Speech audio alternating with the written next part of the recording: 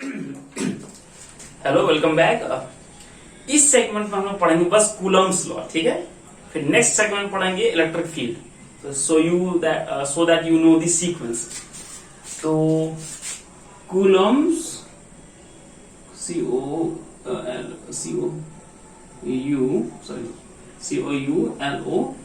COULOMBS Coulomb's law. सब मान लो कि दो पार्टिकल चार्ज है। कैसे चार्ज है? पार्टिकल, बॉडी नहीं, पार्टिकल चार्ज।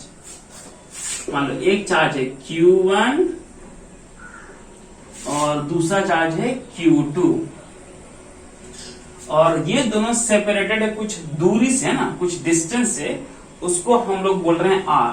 इन दोनों के बीच कितना सेपरेशन है? R separation.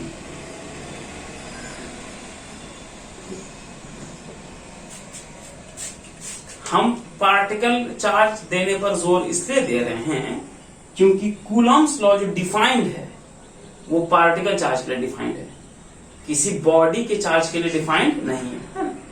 तो कूलम्स लॉ ये बताता है, इनफैक्ट उसके एक्सपेरिमेंट से ही पाया गया ना। वो एक्सपेरिमेंट हम डिस्कस भी करेंगे वो कैसे एक्सपेरिमेंट किया था, ठीक है। तो कूलम्स लॉ अपने एक्सपेरिमेंट से ये बताया है कि ये जो पार्टिकल चार्जेस हैं एक दूसरे पर फोर्स लगाएंगे, और वो फोर्स ये होगा सम कांस्टेंट के multiplied with Q1 into Q2 upon R square. The force exerted between those two particle charge will be K Q1 Q2 upon R square. So force will be directly proportional to the product of the charges, and force will be inversely proportional to the square of distance between them. And the same gravitation वाला point है ना। अब ये तो असली flow है ना, इसको हम मिटा देंगे, ठीक है। तो अगर ये फोर्स है तो फोर्स स्केलर होता है कि वेक्टर होता है? फोर्स होता है वेक्टर, है ना।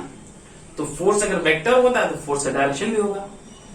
तो डायरेक्शन इस तरह से कि अगर मान लो दोनों चार्जेस Q1 और Q2 सेम सेंस के हों, सेम सेंस का मतलब ये है कि सेम साइन के हों। मान लो Q1 भी पॉजिटिव है और Q2 भी पॉजिटिव है, और Q1 फोर्स लगा रहा है और Q2 फोर्स एक्सपीरियंस कर रहा है। तो Q1 अगर ये हम लोग माने कि Q1 फोर्स लगा रहा है और Q2 फोर्स क्या कर रहा है? एक्सपीरियंस कर रहा है। तो Q2 जो है रिपल्सिव फोर्स एक्सपीरियंस करेगा, मतलब कि वो दूर भागेगा, उस पर फोर्स उस डायरेक्शन में लगेगा। अच्छा, मान लो कि दोनों चार्जेस ऑपोजिट सेंस के हों।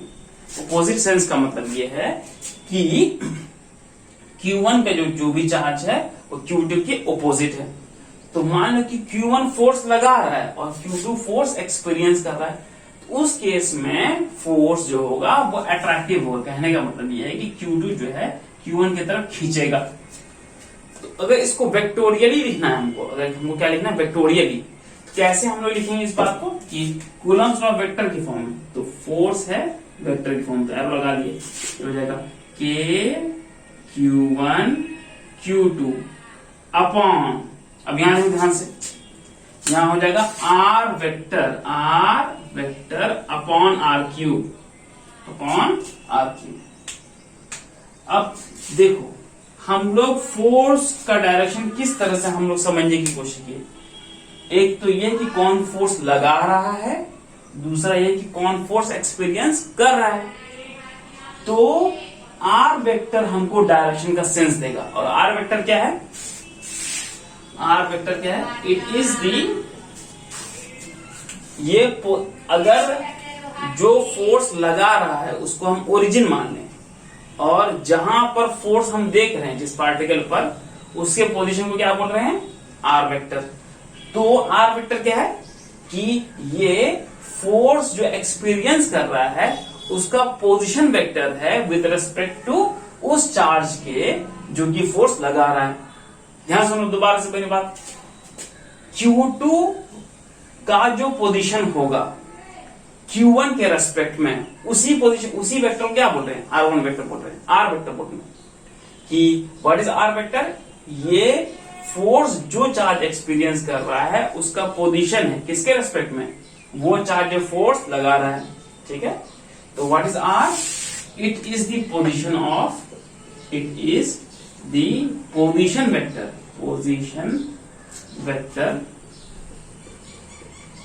of force experiencing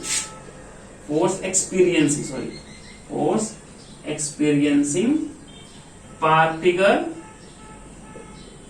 with respect to force exerting particle.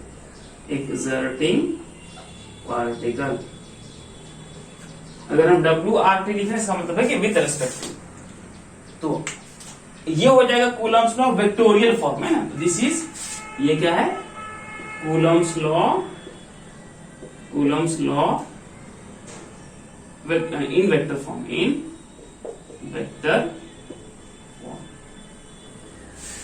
ठीक. तो आर वेक्टर क्या है, ये पोजीशन वेक्टर है फोर्स एक्सपीरियंसिंग पार्टिकल का, किसके रेस्पेक्ट में, फोर्स एक्सर्टिंग पार्टिकल के रेस्पेक्ट में, ठीक है ना. तो ये बन जाएगा. अब तुम कहोगे सर ये के क्या है, तो के को बोलते हैं कांस्टेंट. के क्या है, कांस्टेंट है, उसकी वैल्यू इसके बराबर होती है.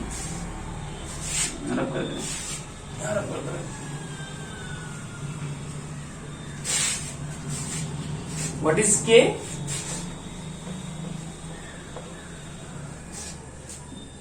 के एक कांस्टेंट है जिसकी वैल्यू होती है 1/4 पाई एप्सिलॉन नॉट.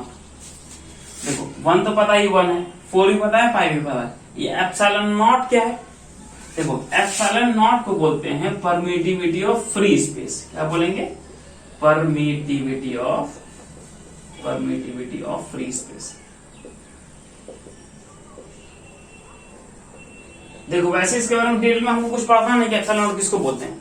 बस ये समझ लो कि कोई भी रीजन में इलेक्ट्रिक फील्ड या मैग्नेटिक फील्ड या इलेक्ट्रोमैग्नेटिक फील्ड किस फ्रीनेस से है ना, किस फ्रीनेस से कितना आसानी से प्रोपोगेट करेगा, उस चीज का मेजर है ये, है ना, उस चीज को मेजर करता है परमिटिविटी ऑफ फ्री स्पेस, है ना, यानी कि एप्सिलॉन नॉट. एप्सिलॉन नॉट की जो वैल्यू होती है वो होती है लगभग 9 × 10⁻⁻12 कूलम स्क्वायर पर न्यूटन पर मीटर स्क्वायर, ठीक है. और ये जो के की वैल्यू हो जाएगी 9 × 10⁹ लगभग, है ना, न्यूटन मीटर स्क्वायर पर कूलम स्क्वायर. तो ये था कूलम्स लॉ कि अगर कोई दो पार्टिकल है तो फोर्स क्या हो जाएगा, कॉपी में देखो K(Q1Q2/r²) मैग्नीट्यूड वाइज, और डायरेक्शन वाइज अगर बोलेंगे तो vectorially K(Q1Q2/r³ into R vector. और आर वेक्टर क्या है, उस पार्टिकल का पोजीशन वेक्टर किसके रेस्पेक्ट में, जो कि फोर्स लगा रहा है. आई बात समझ में. तो this was all about Coulomb's law.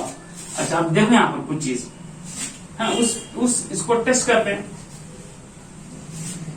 मान लो कि Q1 जो है वो अभी पॉजिटिव है और Q2 क्या है, नेगेटिव. फोर्स कैसा होगा, अट्रैक्टिव रिपल्सिव. हमको पता है कि पहले से पता है कि फोर्स होगा अट्रैक्टिव, यानी कि ये जो चार्ज है उसको अपनी तरफ खींचेगा. तो मान लो कि इसके पास है +1 कूलम चार्ज, इसके पास -1 कूलम चार्ज. फोर्स देखो वेक्टर फॉर्म में लिखेंगे K(Q1) +1 coulomb charge into Q2 -1 coulomb charge upon R³ जो भी होगा इंटू R वेक्टर. अच्छा R वेक्टर किधर से किधर होगा, R वेक्टर होगा इधर से उधर की तरफ, मतलब कि ऐसा होगा.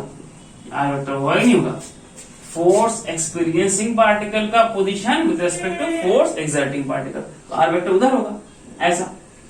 लेकिन साथ में यहां पर कैसा है, देखो प्लस माइनस, तो ये हो जाएगा K(1 coulomb into 1 coulomb into -R vector लिख सकते हैं इसको. इस माइनस यहां फेंक दिए अपॉन R³. तो -R वेक्टर का डायरेक्शन कैसा हो जाएगा, जो ओरिजिनल डायरेक्शन है उसके ऑपोजिट. तो -R वेक्टर का डायरेक्शन हो जाएगा, -R वेक्टर का डायरेक्शन हो जाएगा इधर, उल्टे तरफ. तो फोर्स का डायरेक्शन कैसा है, आर वेक्टर के ऑपोजिट है ना, आर वेक्टर के ऑपोजिट, तो फोर्स कैसा लगेगा, अट्रैक्टिव लगेगा। आई बात नहीं। तो ये Coulomb's law, Coulomb's law basically हमको जानकारी देगा कि दो चार्ज पार्टिकल रेस्ट में रुके हैं तो एक दूसरे पर कितना फोर्स लगाएंगे। चलो अभी के लिए इतना ही है, नेक्स्ट सेक्शन में पढ़ेंगे हम लोग इलेक्ट्रिक फील्ड। Thank you.